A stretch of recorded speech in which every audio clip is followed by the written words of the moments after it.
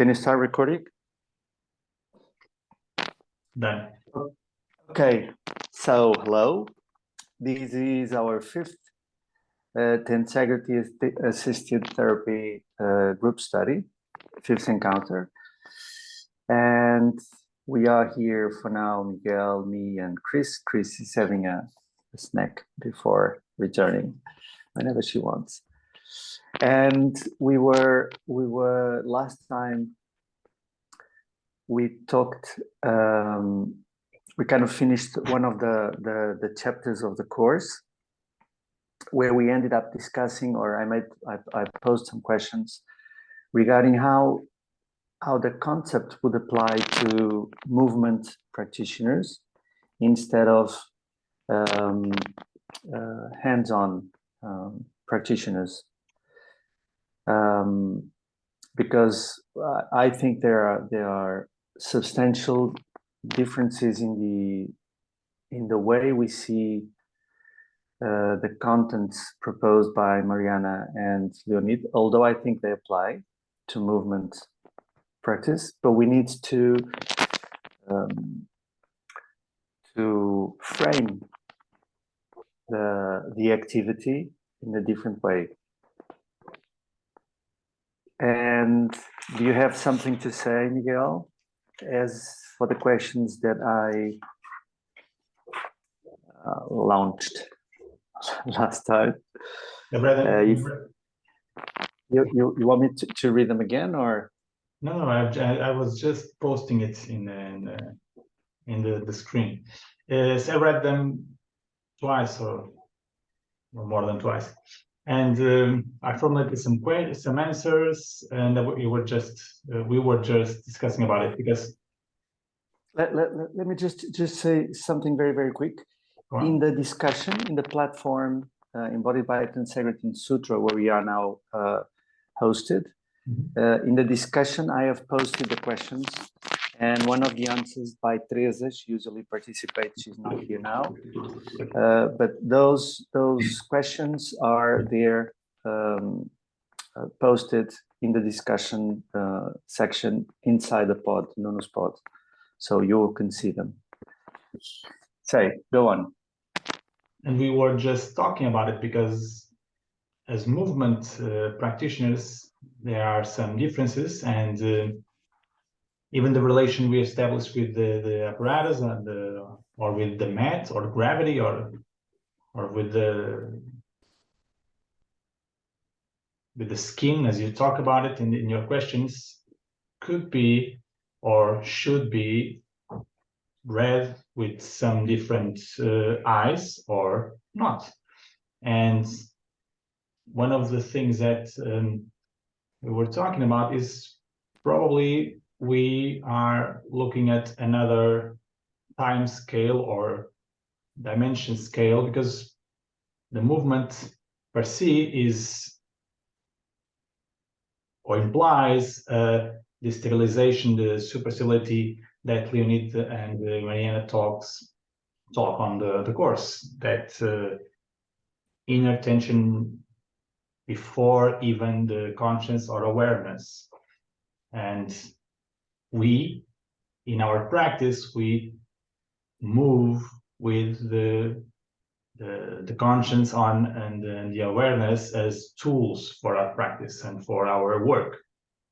And at the end, one of the things that we can measure, it's the quality we feel on the work, ours and our students. You can say the quality, you mean at the end of a session, at the end of a practice? Yeah, and during the session as well. So we are in this field of the awareness, we can just sense that the work is done, the body is being recruited in order to restore and to heal, and those, I believe, those mechanical homeostasis, that it's the target of this kind of work that Leonid and Mariana is talking about. So you're talking can I just try to Yeah, of course. see if I understand what you said? You said that we are working maybe in our as movement practitioners in another level scale because we are not on the most basic basis of organization of the body when the body moves. No. Like they say they focused on the work-ins, so everything before movement, the pre-movement, and we work with the movement itself. For me, if I work with movement, I need to check and I need to be aware as a practitioner and as a teacher. Hi, Teresa. That the work-ins are being sustained or are also present, and the work-ins I check them by signs in the body of the practitioner and in my body.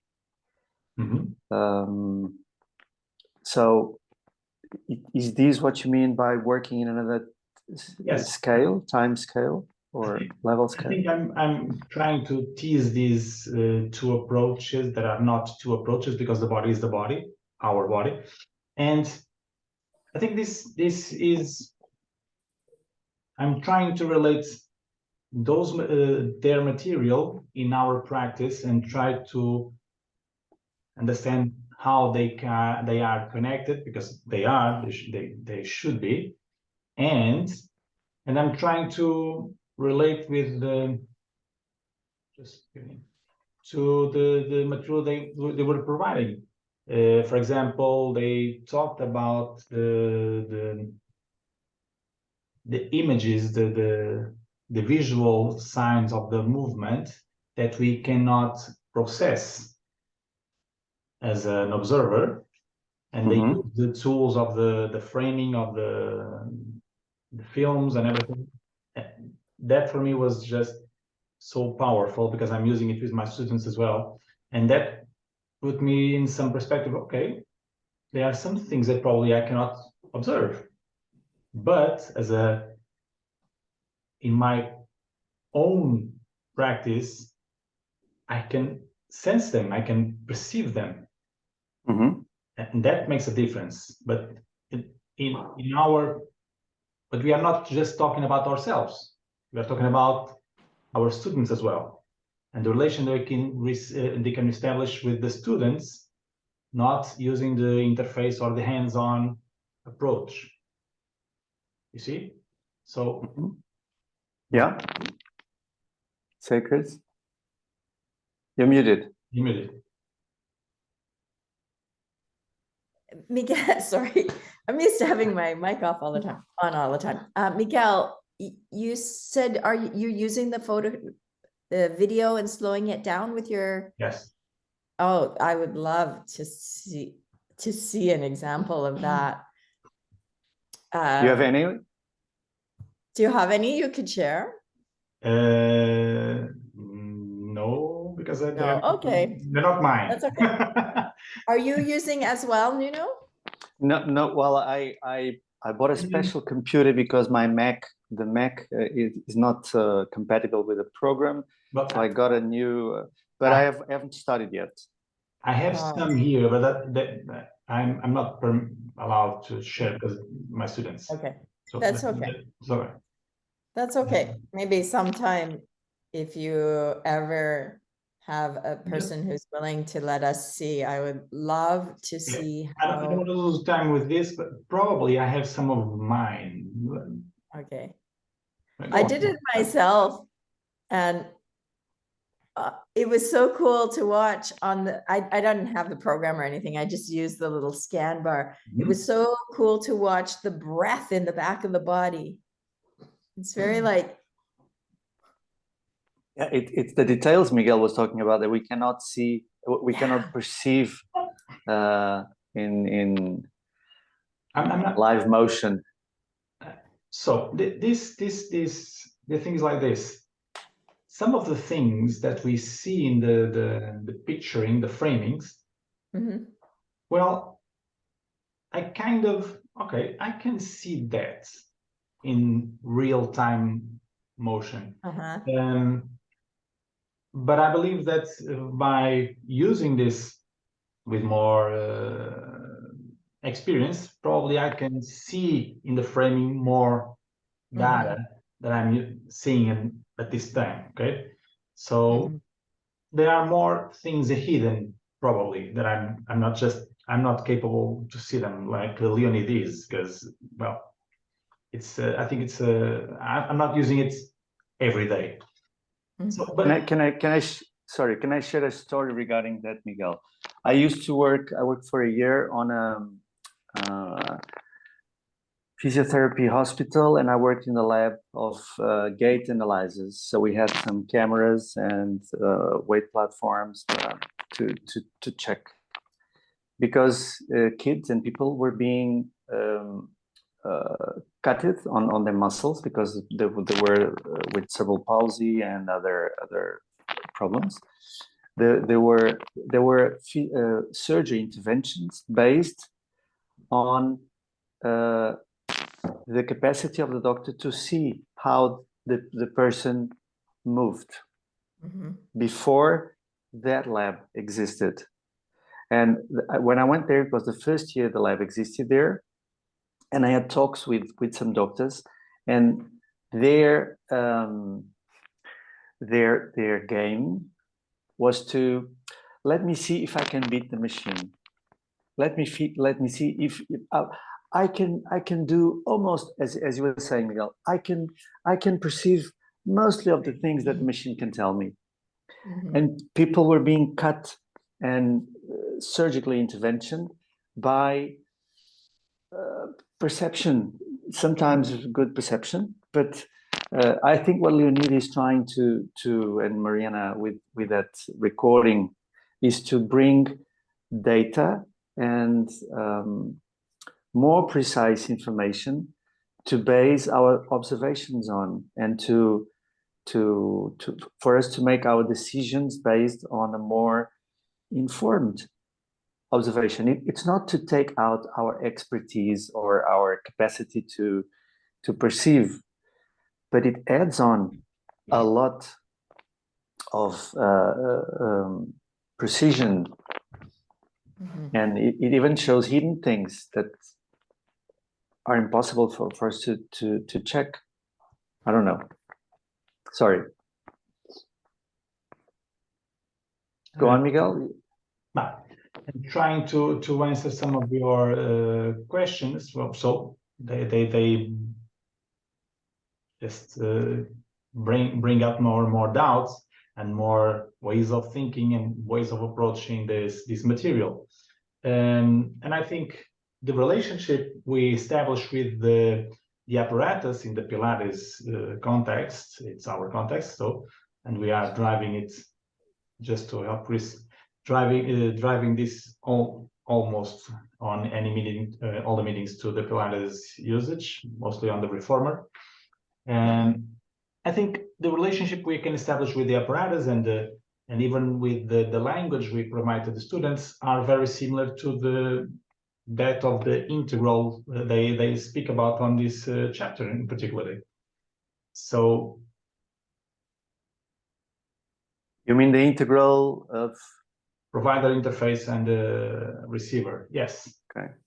Meaning that probably the relationship we establish with the apparatus itself and gravity, okay, it's has, in my understanding, a very similar arrangement and a very similar dynamic, and that in that purpose, the tension we can achieve by that relationship should be or could be the tension needed for that mechanical homeostasis that we are trying to achieve here.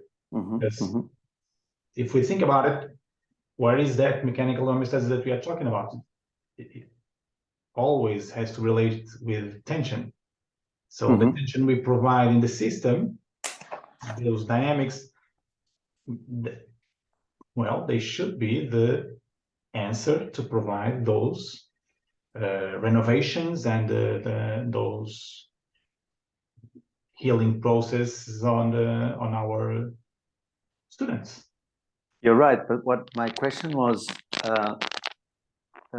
how much is enough to induce those changes with the kind of work that we do? Because with the ball and the interface, we know that we know the kind of touch that can be imposed to the receiver. We know what kind of pressure we want to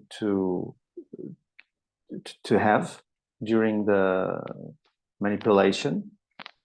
So we know we want a phase 1 and 2 in the stress strain curve to enhance the action of the fibroblasts, to create the peridynamic action.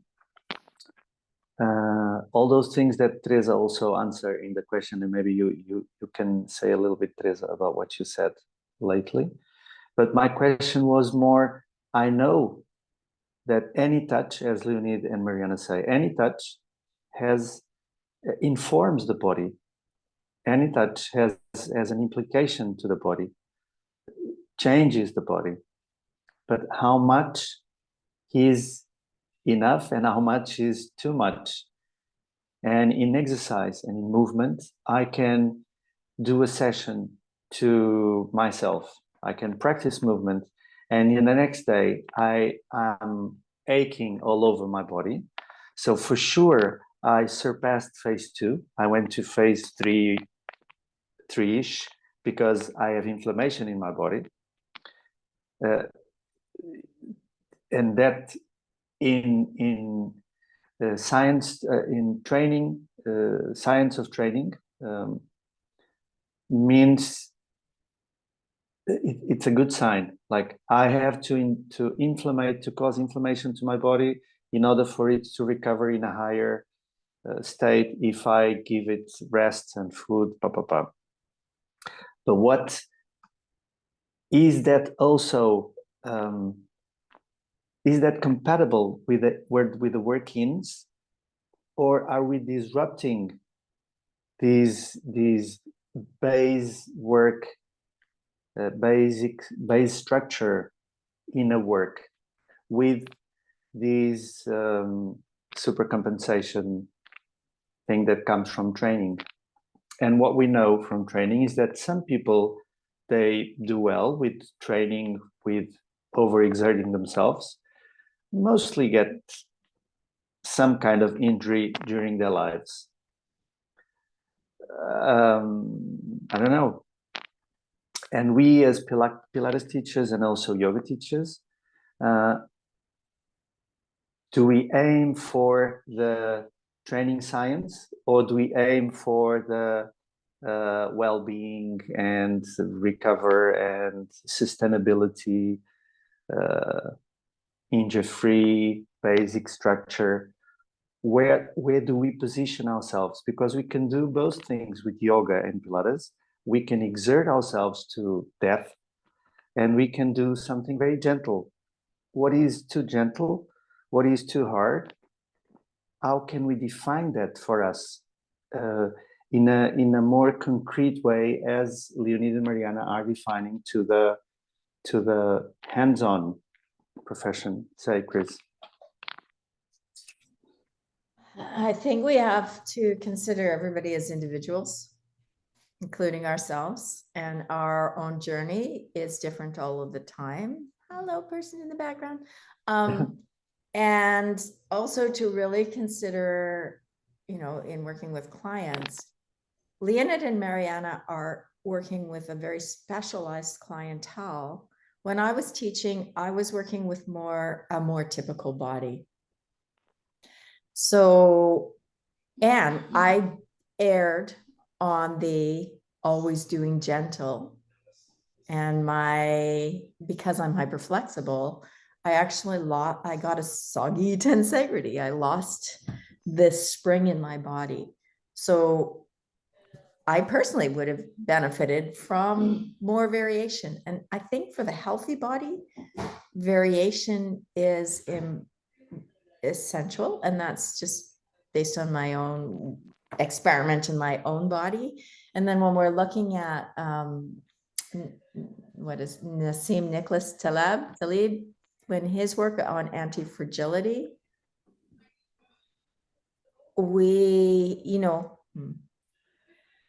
we've come into our approach, a lot of us, to the body through modern Western lens, which gives us this whole model of a machine. And machines are designed for a specific purpose, out of parts. And so certainly in my training, you were always wanting to keep the knee over the ankle, for example, not to stress the joints, not to go into that area where we could break. Mhm. And then we want to fix it. But then nature, on the other hand, isn't designed and built that way. Nature has emerged and evolved and self-selected by which species survive. And we do need some stress. So anti-fragility, to be fragile is to break under that stress. I think to be Nicholas, what's his name? Nassim Nicholas, I can't remember his name, sorry. The author, he talks also about robustness, which in my mind is the ability to undergo those stresses and manage them. But with the typical healthy person, we want even more than robustness. And we want to have those stresses and do exactly what you said, become stronger or even, anti-fragile because of them. So I do feel there's a big difference between a healthy population and a population within the population that they're working with has certainly a lot more challenges than this body has. Yeah. That's number one.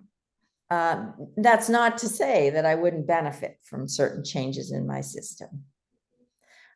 I have taken some Pilates, but I'm not well versed in Pilates. I've been on the reformers, so I know the feeling, the sensation, and my very uneducated sense in my own body was when I could respond to the pressure of the machines in such a way that it really helped collect the whole body and to feel into that kind of unified force transmission.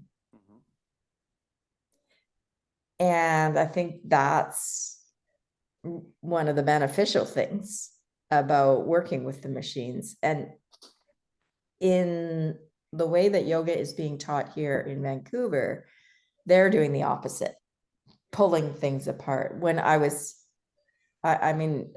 haven't taught yoga now since 2017. So things may have changed. And I wasn't teaching that way. We were always connecting, noticing connections.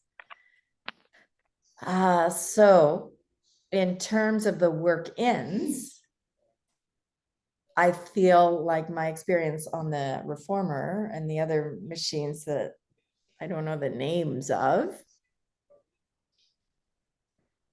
was that it was helping this body be more collected. I don't know if that's contained. And also other things that I play with outside of Pilates and just movement practices. And it's like, do you remember the image that Leonid shows and it's colorful and it shows the metastable states. Yeah. Mhm. So it's as though maybe I'm operating, say if I might get SI, like impingements. So maybe I'm operating up here and my body wants to be at its most efficient state, given the certain circumstances where I don't have complete mobility and integration of those bones. And then whether it's a Pilates session or I'm working with springs in my body right now that seem to reset to this new metastable state. So now it's not only more efficient down here, but my body's happier because it doesn't hurt. I would think that whether it's whatever part of the body, the more that we stay playing, moving, dynamically adjusting and adapting to stimulus from outside and inside in this state, then the fibroblasts are motivated to lay down collagen in an area that's going to make this state even easier. So we see all the time this, right? People with their cell phones, people are spending so much time doing it, then suddenly this is the state that the body wants to be most efficient in. So the fibroblasts say, oh, let me help you. So with the Pilates, with the, the supports that they're using, I wonder if that finding this new, happier, metastable state is part of what we're doing as movement professionals. And, the ball work, Mariana's parents do half an hour to an hour a day using that. Or some more, sometimes hours a day. And, it can, yes, they see, I mean, we've seen the pictures and the results are very powerful. But I believe that for the healthy body, the more typical body, like it's just like holding myself this way instead of this way. Every breath is the same stimulation as the ball. And so that's why we see pictures of people, tribes people from, say, Africa, maybe who, I don't know, maybe they have cell phones now, but they have a beautiful springy bodies, beautiful way of moving and holding themselves. Whereas you put that beside someone who's been on a cell phone for hours a day or sitting at an office desk. And so that's one thing. Maybe I should be quiet and let you respond. And I do have another thought to add after. Okay, good. Teresa, you want to add something? Because you answer the questions by written, the questions that I asked at the end of the last chat. Hello. You're muted, Teresa.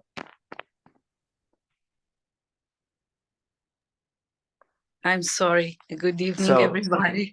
Teresa, Chris, Teresa, you don't know each other. Yes, nice to meet you, Chris. I tried to think on your questions, Nuno, and I answered. I answered. I tell you my opinion, and everything that Chris said, I agree, because we need to develop the awareness, because we need the attention to guide our movement if we want to turn our recover our distribution system if we want the system be more efficient. So we are the movement is that we in our practice is guided by our awareness and by tension. So in the reformer, and there are two instances here. It's the first one is our practice. We are moving, not teaching. And when we are on the reformer, we can perceive the contact, the areas that are in contact with the reformer. And then when we apply the tension using the springs, we can feel what the points are not able to distribute that tension that we are receiving. So with the contact and the tension guide our movements. And we are stimulating, as we spread that tension on our bodies, the fibroblasts to respond, and we are awakening the fibroblasts. Are we? I think we are. I think Okay. we are with the movement and the load, with that load. Okay, it's not just one time, and the body is always different day by day. So I think we pretend to recover the system that distributes tension on our body through movement, through references, and that references are given by reformer and the springs, the tension on the springs. Yeah, and more. So first is that exercise we need to develop the awareness of being there and spreading the tension, and see how can we spread more, and then it's the other tricky phase that is when we teach this. And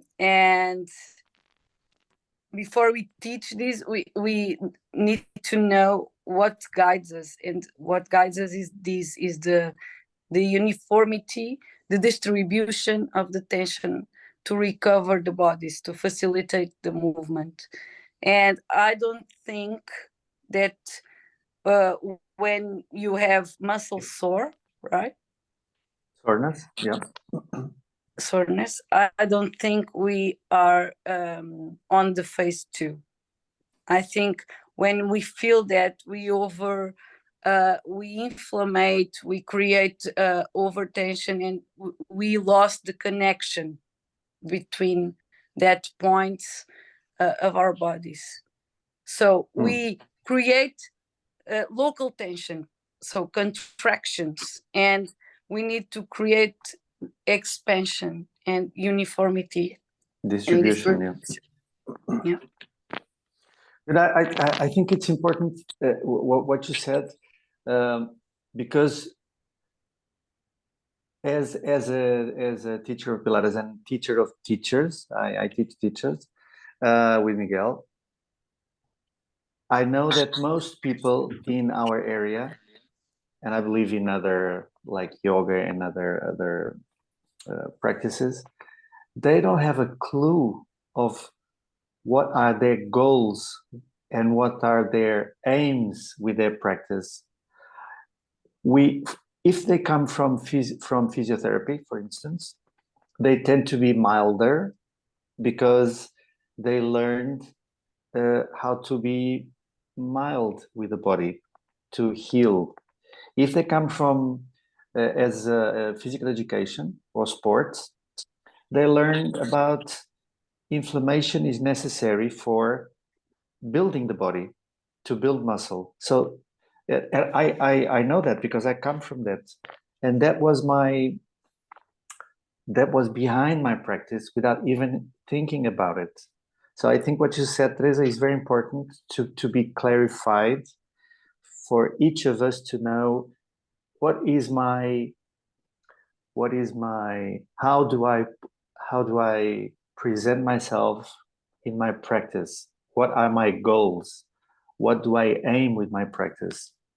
So it's very important. Thank you. You were saying, Miguel?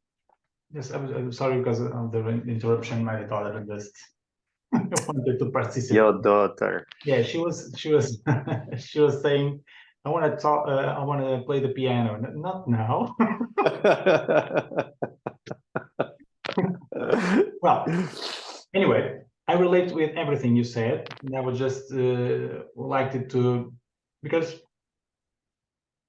your questions were very intense, and this thing of the phase 2, it's very important because even in the PT, the physical therapy, they believe that the well, some of them, that the major stress and inflammation is needed as well, not only on the personal training and fitness field. And I believe that this is one of the things that in my head, it's a matter of scale, because when we use the phase 2 as a goal of the best goal to those remodeling and renovation of our body in order to have the more integrated system and the fibroblasts working on the best way possible, we are using that phase as a goal, and this is also a stress. Okay, this is a stressful load of the body as well. A low one, like a normatic stress or approach to the body. I normally use the cold exposure in myself in order to feel good. So every day I take a cold shower, and I starting with 30 seconds, 1 minute, an hour. At this time, the 5 minutes bath and cold shower I take, it's nothing.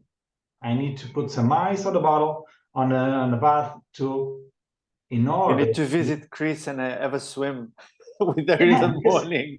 That's my rating. My phase 2 on the cold bath. It's on the ice loading, 30 kilos of ice. I understand. Patamar, level. So this is a growing process, and even our approach, probably on the first approach, we are in our phase 2 just in a low load, and we do not want to have that inflammation or stress on our muscles. And normally we relate that as a contracting of the superficial musculature, not, and I relate with something that Leonid told, because we are not working the muscle, we are toning the system. So this muscling work seen as a tone, I think it's relates more on this movement scale than the other one. And even though I would just wanted to end like by saying that the remodeling and the growing of the cell components are different time scales. So probably we are used to this kind of feeling or the perceived sensation on the working on the reformer or in the apparatus or in the movement, relating with this immediate feeling like we are remodeling ourselves, but some days or in another time scale, the growth of the body, the growth of the healing process takes more time, and we feel this in ourselves from another. It's like the bath, the shower. Understand? Yes, I think that relates to the last point of your question. Are we, after our workout, still, and when the student goes home, healing ourselves? I believe yes, because the growth is a different rate. Yeah, and you just said something that remind me something that we're going to discuss on embodied biotin therapy. That everything it's a process, and we tend to fall into instant things with a beginning and an end very close, and we are processes. We are processes, and everything in us is a process with the regression and evolution and going forward and back. So yeah, I agree with you of the scales of the different needs for phase 2 in different times of the process. Yeah, Chris, say. I just wanted to bring up the idea of phase change. And we tend to think of the more instantaneous fast changes as being phase change. That, you know, how we can feel some micro movements, and then eventually the body feels more fluid and the range of motion is faster. That could be a faster change of the system than the growth that Miguel, is referring to. And then there's even faster, like when, and as I say, I'm familiar with Pilates, but I don't know it well, but we go, if you see a picture of a karate chop, for example, that instant, the hand is stiff enough to break the block, but then it's fluid. If you watch, have you ever seen those slow motion videos? Yeah. It just like looks amazing in that there's this very fast change.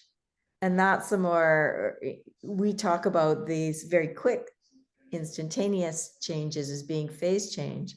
So another question would be, when do we go from a simple phase change to motivating the fibroblasts for the longer lasting change that Miguel is talking about, the production of collagen, or the opposite, the breaking down, so that it can be directed somewhere else? And I have no idea. That's a very good question. That's very good. How long does the stimulus have to be, and which is the dimension of the stimulus for that to happen, instead of being just a phase change? Yeah. An instantaneous, that's your question, huh? That's my question. How long? And I mean, we do from watching Leonid, and you know, from this whole discussion about how our bodies reshape themselves into more efficient patterns, depending on what we're asking it to do. So if I'm asking my body to look at my cell phone, this is going to become more efficient. And I think as movement professionals, we're giving the stimulus to ask the body to be in a healthier state. Because I mean, you see the difference in the way that somebody was walking into that room and how they walked out. Or actually, if you look out the window and see them walking out of the car before they know you're watching, you're going to see an even greater distance. Because part of also what you're doing as a movement professional is it's here as well. No. I mean, that's also an interesting question, is how much does the mind, like if you were to look out at someone in the parking lot, how many of those people change the way they're moving from when they get out of their car to when they enter the studio and they know you're there? I mean, how many of you had people say this to me? Oh yeah, I hear your voice in my head all the time. Yes, and I get yeah. And it's but this. What do you consider that, a phase change? Oh, I don't know. I haven't even thought about that. The rearrangement of the body? Yeah. I would think it's a shape-shifting. With no influence on the healing. Sorry? And a phase with change, no influence on the. Say. I don't think we can really separate it. We're working with like we are ourselves. Our minds make a difference. And, you know, even I'm talking about these instantaneous face changes. Well, along with that, there's gotta be, and I don't know, I'm not well versed at all, but there'll be other changes in the body. Sometimes there'll be changes that lead to inflammation. Sometimes there will be changes that lead to euphoria. If I'm out of pain. I agree with you, but thinking about Leonid's and Mariana's work, they say specifically that Mariana says in one of the lessons, we are not influencing the brain of the kids we work with. And that made me stop and think, hey, what are you saying? You're always influencing the brain of the person. But what I understood is that you can act with these technique and with techniques to target the structure. So you do an abstraction of the being that you have in front of you, and you consider it a structure, physical structure that you can affect directly with your phase 2 stimulus. Of course, that will have implications in the whole being. They will be more communicative, and they will stand, so they will communicate more. Blah, blah, blah. Okay. What comes first? In the examples you said, it's the mental stimulus that gives the physical change in the structure. But is that stimulus enough to produce structural differences in the body that will be sustained with time? My clients also, when I look at them, if I see them in a restaurant, they oh, there is Nuno. Let me be straight. Is that going to make any? I think, sorry, I interrupted. I think that is an essential question. Is that enough to make sustained, lasting changes? And I personally, I don't know. This is just like me saying what I believe. I don't know. I have no evidence, but I believe that it's not. That's why they come to you. Yeah. Because with the work that you're doing, we're trying to create, and then I don't know if even if environment is the right word, we're trying to create conditions that lead ourselves and our clients to a most energy efficient state that is also most healthy, most pain-free. I go for pleasure myself. Whereas the mind can get us there, but it takes effort. Yeah. It takes effort to do that. So if in that session, you can help them reach a new metastable state that's, you know, more efficient, and I'm just going to use the word healthier because promotes more vitality or whatever. I don't know the proper word. Then during that week or 2 days until they see you again, they're operating in a different place. And it's, in my understanding, it's that sustained stimulation to the fibroblasts that are going to wake them up. And then they're going to say, hey, I mean, they're not, but you know, hey, okay, they want to be here now. How am I going to help them be here? How am I going to help this be most efficient? Well, gee, if I lay down some collagen in this way, because this is where it's needed, then it's going to be even more efficient to be here. And we can see that happening in both directions, in that direction to places that feel healthier and that we can see help us operate better, and that we can see are moving us away from potential to injury. And we can see it also in the opposite direction. that will lead us more and more towards that.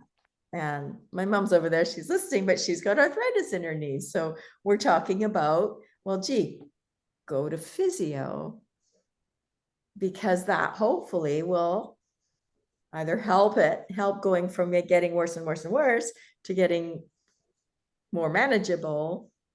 And if it comes to the point of surgery, then to help even heal faster. The recovery, yeah. But it could go either way, right? Yeah, Depending yeah, on what yeah, we're yeah. asking our body to do. At I least agree that's with you. Frida, you had something to say? Sorry, Frida. Yes. Hello. So hello. I was just thinking about with the whole thing of like standing up straight, because you remember suddenly you think of your Pilates teacher, get close to the studio, and how we're always talking about how we're not fixing people, and also for them not to think of like fixing themselves. And also we're talking a lot about not over controlling, because the over controlling is potentially blocking that kind of self-corrective mechanism, or whatever you should call it. So I'm also like, Chris, I don't think that's the thing. Like, that's not what's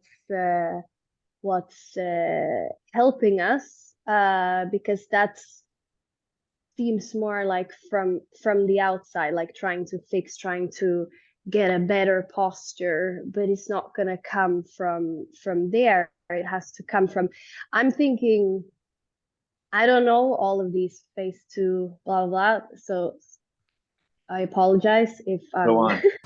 not getting some of the things, but I'm thinking about how we work with these spinal rhythms,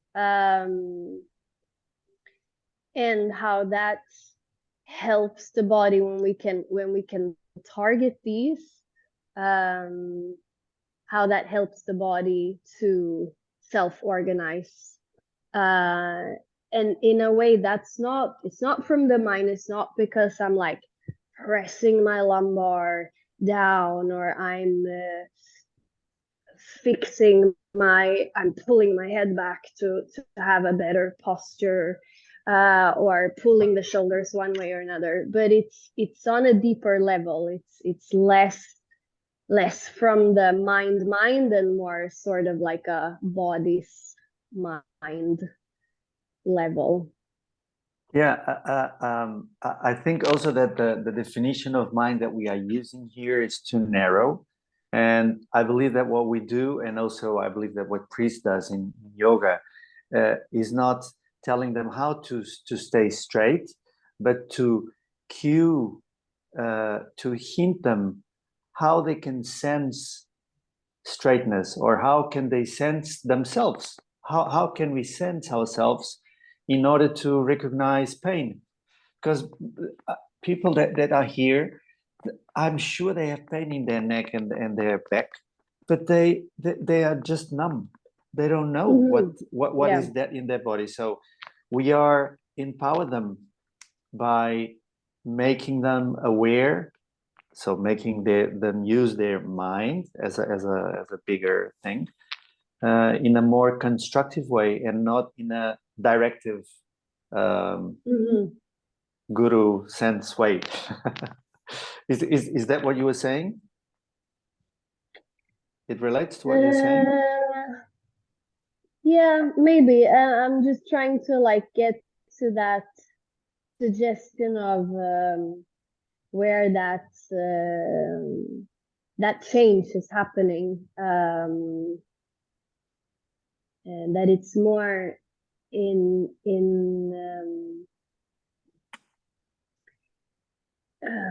when we get these mechanisms to work in the body in a way that is more like the baseline, and it's happening like it's happening inside, but it's not because I'm micromanaging, like I'm gonna pull this a little bit there and I'm gonna fix this a little bit there, but it's more like some sort of like we get into this state where it's a little wobbly. It's not stuck on one end of the spectrum or the other, where we because if it's stuck, we can't feel anything probably. It's like we're just there.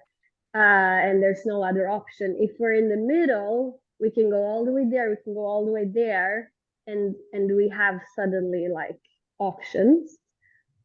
And in that wobbling, maybe things can sort itself out a little bit, because that's also maybe where we can feel a little more what's going on, and suddenly when this more like natural movement is happening, then yeah, with that awareness and just like, now this is very Pilates specific, but like to think about those anchors and endpoints and just let everything in between sort itself. I don't know if it's relatable at all. It's clear in my head, but it's not easy to, because I don't know if you guys see it the same way. It's very clear when I'm working with myself and with people, but I don't know if you see it the same way. It's important. Your experience is very each experience it's very important. You have something to say, Chris, regarding to what Frida just said, because she kind of Frida, answer you. You said something to the effect of, and I don't know, spinal rhythms or something. Is that what you used? Yeah. I love the way you said it. Just pointed out that really, and I'm not repeating exactly, the gist that I got from it is like tapping into those spinal rhythms can really help the body reorganize itself. And I love the way that you languaged that. I think English might not even be your first language. I mean, but you said that in a way that really resonated with me. It's basically, it's something I've been trying to find ways to say. And I really appreciated that, because we are self-healing. I mean, that's part of the model that we're using, is that we weren't built. We don't actually, as practitioners, we don't fix the body, but by my understanding of what you said, excuse me if I'm not understanding correctly, but just by giving a container where the people that you're working with can learn to listen from inside and to tap into what is already, this is a judgmental saying, so there's got to be a better way of saying it, but going right. You know, you put your energy there, and then that can grow. And it does grow. I've been playing with like springs in my body, and at some places I'll try and I'll tap and there's no springiness. But what I just started doing isn't like forcing it. I actually go to the other side where the springiness is happening, and it's like the good side. And then when I go back to the side that is very dull and unresponsive, I kind of back off and go around it and find where the spring is there. And what seems to happen is that helps the body, as you said, reorganize itself. And that same process can happen in so many ways. You're experiencing it when you're helping or guiding people to really feel those inner rhythms. I guess, like, I'm not sure how you work directly, and I don't even really know what you mean by spinal rhythms. But that's what our goal is, to help the body reorganize itself into a place that offers us more, I would say, ease and helps us and pain-free. So I don't know what the positive word for pain-free is, like pleasure or more ease and comfort. And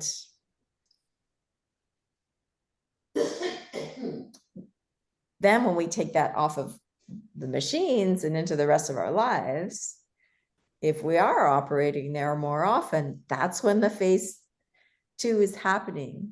That small stimulus happens with each breath. That small stimulus happens with each beat of the heart. And every time, like, I'm a little bit clumsy. So when my system is anti-fragile and can respond and get stiff when it needs to, or you know, phase change into that, so that I can shape myself around and not get hurt. I don't know. I'm just blathering on, excuse me. I also want to really thank all of you guys for speaking English so I can take part in this conversation, because I believe you're all Portuguese speakers. And Frida is not. Frida is Swedish. okay. But I want to thank everybody for that consideration. And I wish I was multilingual, and I'm really not. You're very welcome. No, it's good, and I think we are all. This is my and correct me if I'm wrong, around the question of mind versus only structure, and we are addressing the mind or awareness question in what you're saying. So yes, I think it's very important, and it's something to think about. Do we give awareness before working the structure? Do we work the structure as is proposed by tensegrity assisted therapy without the presence of the mind? Because the mind that is present is the mind of the practitioner. It's not the mind of the client, the receiver. So these are questions that say, Miguel, say. We still like 20 minutes to go. Okay. I would say that we work with regular people, and that is very cloudy because the conscious mind, it's tricky. That performance for the teacher, it's not a feeling with the body, it's a feeling with the head. And we would like the student or patient or client to feel with the body, not to perform for us. That's one of the things that probably the camera could help to uncover. And yes, I think the system, the living system, chooses always for the most efficient and always thinking about the best way to live. Okay. And of course, if the environment, I'm going to use the environment, is the good provider of good stimulus, probably the options to go into more efficiency are available. If they are not, the vitality demands the fibroblasts to protect it. And even if we are on the smartphone or the laptop all day, well, the body will choose to hold its vitality and, of course, protect itself. I wouldn't say that's an adaptive to that. Stimulus is a protective one, let's say. I would say. And that's what I wanted to comment. Okay, thank you. Teresa, you want to say something? I know Frida, she has to go in a couple of minutes. You have something that you want to say before you go? No, nothing in particular. Sorry, I have to leave a little early. I have to attend the class. Okay. But thank you very much, everyone. This has been great as usual. Thank you. See you next time. and I'll watch the rest later. Yes. Bye. Teresa, you had something to say? Or you want to add something, or? I think mind, body, awareness is mind, maybe, because it's the materialization of our feelings. So and that can guide us. So I think awareness is mind, and without that, it's impossible to restore or to help the body of our clients to reorganize and be more efficient in their movements. So it's not separated. And I think first you can restore the system without awareness, which is what Leonid and Mariana do.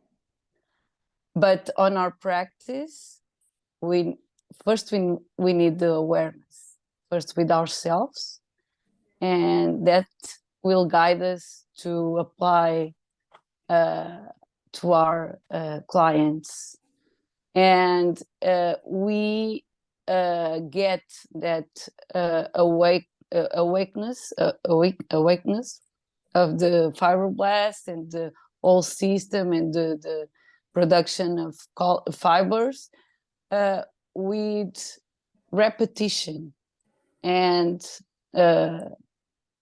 all with repetition. We are not in one time, okay, I'm efficient and now I can go and do whatever I want, and I'm not having pain anymore. I think it's not that is not going to happen.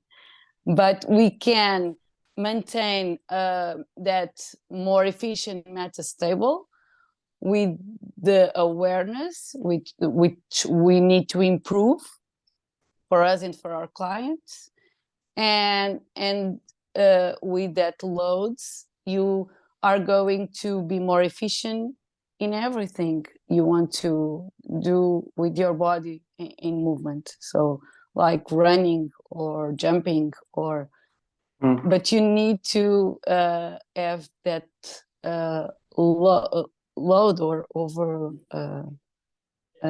I don't know how to say this. You need to do many times, repeat and explore, and always. It's my opinion. I like what you just said, because I was reading, I was going through the videos again, and concept that we use on training of science training is time under tension. And I went to see what time under tension means in training terms. And it has nothing to do with the fibroblasts or reconstruction of the structure. But it's a term that I think I would like to explore, because it fits totally here in the movement practice and in the goal that we want to be the longer, have a longer stimulus to enhance the fibroblast production for longer too. So time and attention as a concept to explore. There was something else that I heard that I want to that called my attention as movement practitioner, is that so Leonid and Mariana, they mentioned something they call the principle of the embedded tension. So we are guided by the principle of the embedded tension because we consider we see ourselves as tensegrity structures. So tension is the thing that organizes us. Huh? So they say that because we are guided by tension, we have to be careful in guiding by shape, because shape are the external coordinates and tension are the internal coordinates of the same frame, the same action. And we in Pilates, and I believe in yoga too, there are parameters, there are fixed ways of placing the body in a certain asana or in a certain exercise of Pilates. We even talk about the box of the torso, 2 lines parallel to each other, shoulders to hips, right side to left side.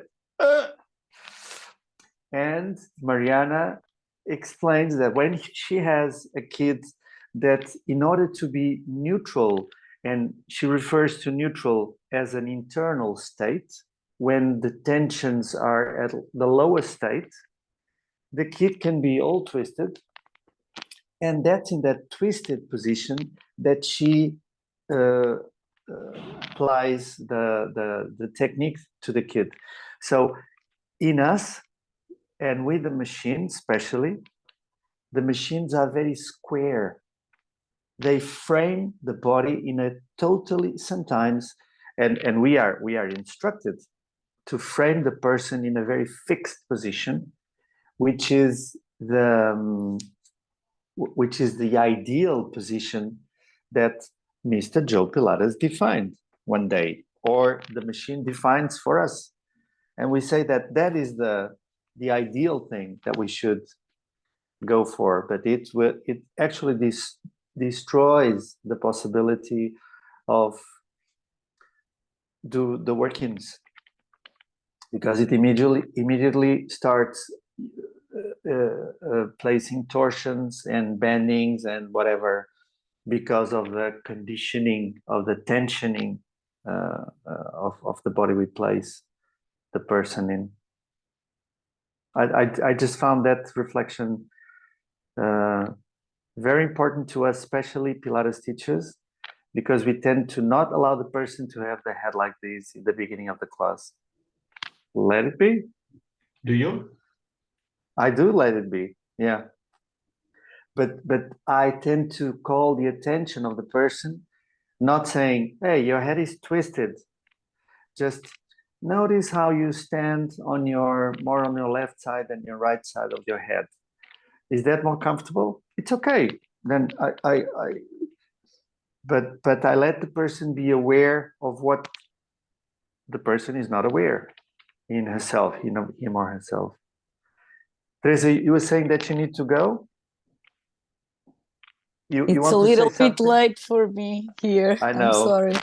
Hey, It you want was to a add pleasure something? to be with you. It's always a lot of things to think about. Maybe I will write and then I share with you. It's my Please way do. to okay to to do this overall of knowledge and experiences. We Thank expect you you. to do so. Thank you Okay. very much. Bye-bye. Nice Bye to meet you, bye. Nice. Teresa. Where are Thank you? you. I'm in Germany. In Germany. Nice to Yeah. meet you. Nice to meet you too, Chris. Have a nice evening, everybody. Okay. Bye-bye. Bye-bye. Bye. Bye. We are also getting to the end of the meeting also. So,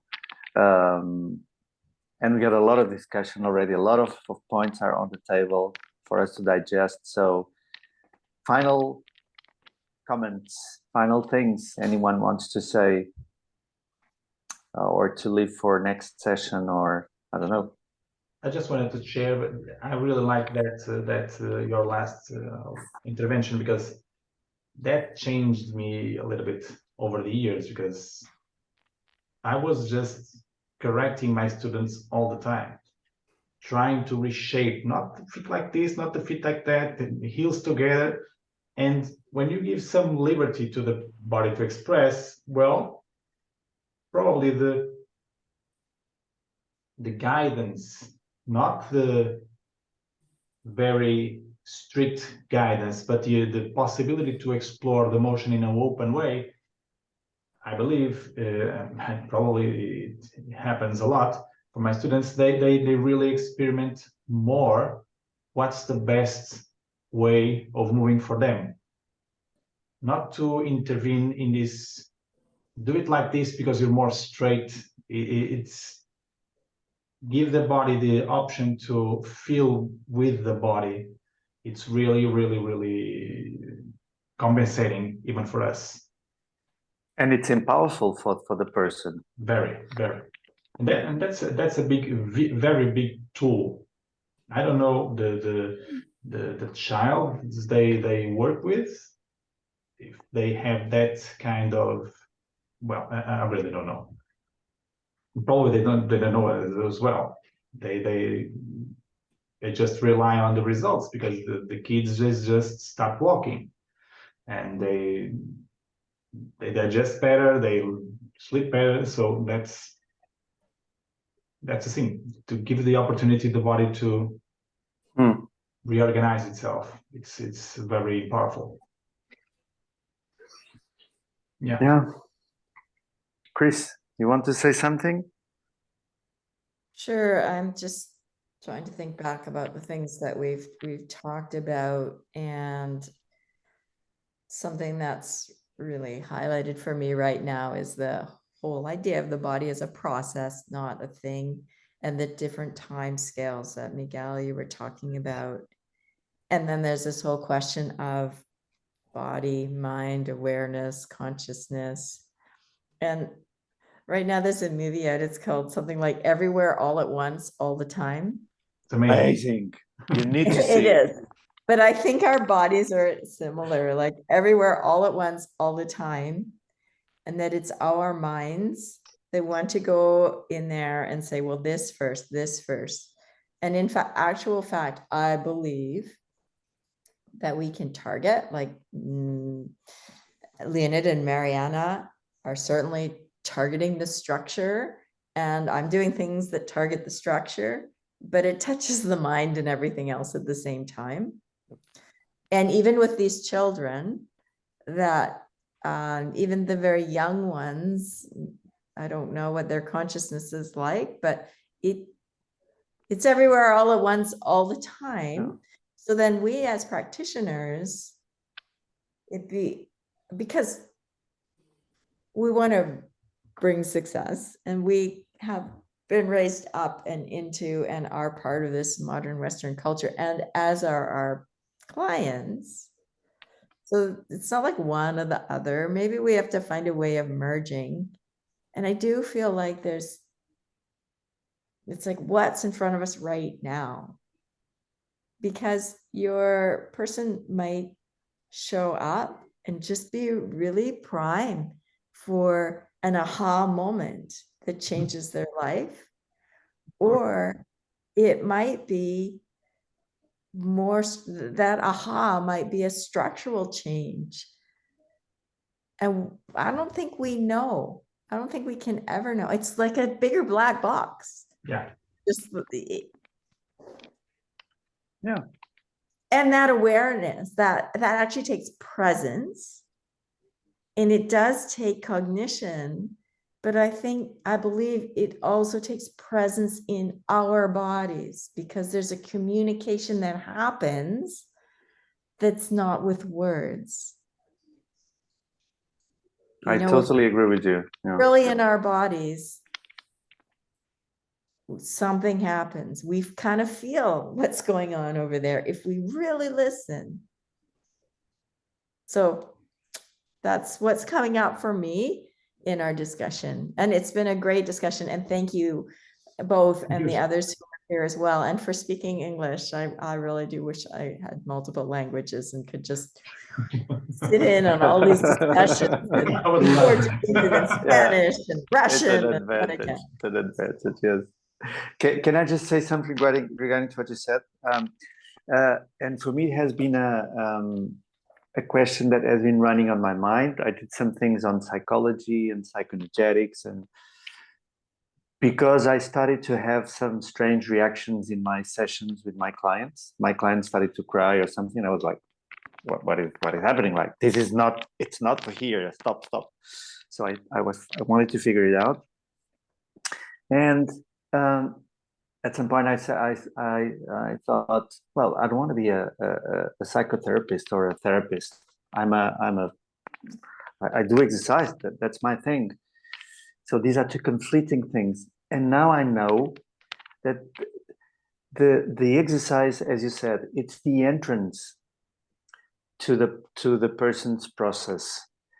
I just have to be, but I have to learn how to be a presence, as you said, how to be, what it is to be present to another human being without an agenda. It's not easy, but I have to have my agenda of as a Pilates teacher, and movement and phase 2 and all those theories. But at the moment the person has a change that I can, as a change that I cannot define in physical specific terms, I know it's something it's coming. I need to position myself in as a space container there to receive and to welcome and to just let the thing be. Yeah, I totally agree with you, but it doesn't dismiss the work, the technicalities of the phase 2, phase 3 paradigms, that we are discussing. So yes, we are all, yeah, it was beautiful. Yeah, I do feel like we are. This is your profession. People are paying for the structural. They think that's all they want. Yes. They get bonuses. That's all. And without the studying, without the thinking about it, I mean, the cognition, the understanding, that this drive that you have to ask good questions, to look, to explore, and to think about things, that makes you better at what you do. So I'm not like, it's everywhere, everything all at once, or whatever Yes. the thing is. Yeah. And that the different situation, it's the hierarchy, right? In different It's the hierarchy. Yes. we can, I mean, with one person, you're not going to talk about certain things. Of course. Because if you did, it's not going to be helpful. Of course. That's part of the skill and the art. Yeah. And yeah, anyways, I know I can go on quite a bit because I get quite enthusiastic about these things. Thank you. Thank you. Miguel, are you okay? Yeah. Can Okay. I just stop the record? Yes. Should I? Yes.